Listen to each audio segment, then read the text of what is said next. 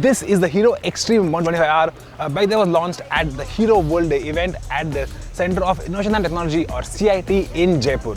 And we got a short spin on it on their handling track, and here's what this bike is all about.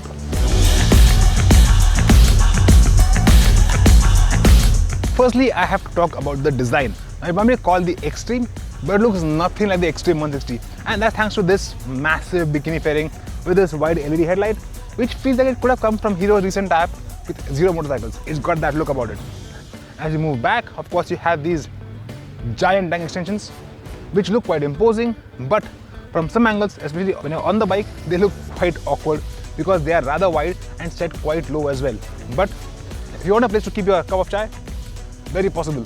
And of course, when you move to the back of the bike, it's got this nice two-tone middle panel, which looks quite sporty. And then the tail is quite neat and tidy. It's got a tire hugger at the back as well. So overall, the design is quite sporty, and Hero is targeting the whole premium 125cc segment with this Xtreme 125R.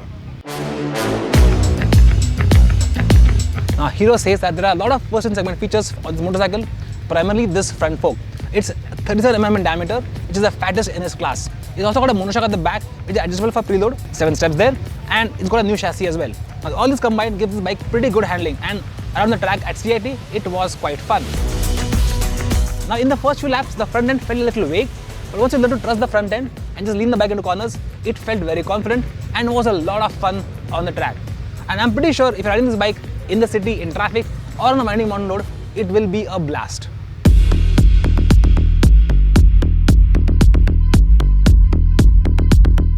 This is Hero's first 125cc bike that gets 17-inch wheels at the front and rear, and that does contribute to the bike's nimbleness when changing directions.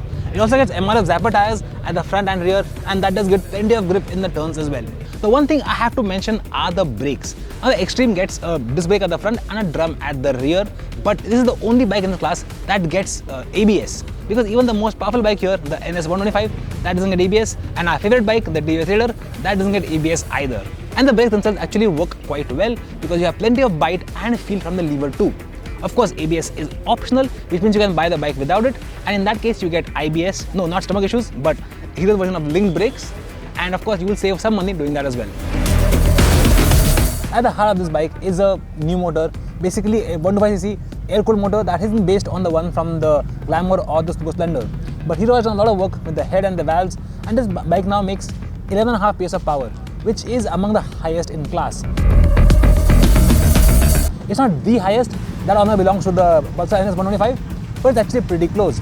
And Hero in fact even claims that this bike can go from 0 to 60 in 5.9 seconds, which is not bad at all for a bike in this class. And the motor feels quite punchy as well, especially in second gear coming out of tight turns, it's quite quick.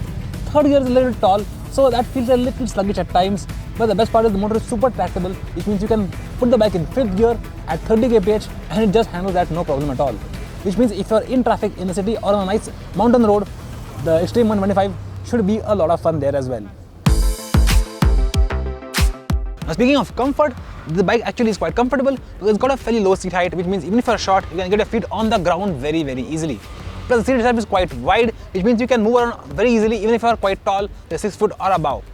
Of course, the foot pegs are a little bit rear set, but the bars are nice and tall, so you sit quite upright, which is a good mix of sporty and commuter, which is perfect for a bike that will spend most of its time in the city, some time on the highway, and a little time on the mountain roads.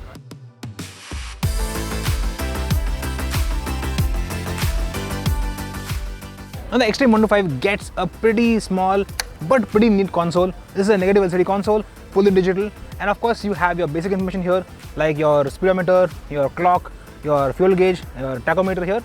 Of course, you can switch between your odometer, your trip A, trip B, and your average consumption, but that's pretty much it. It's pretty simple, but it works quite well.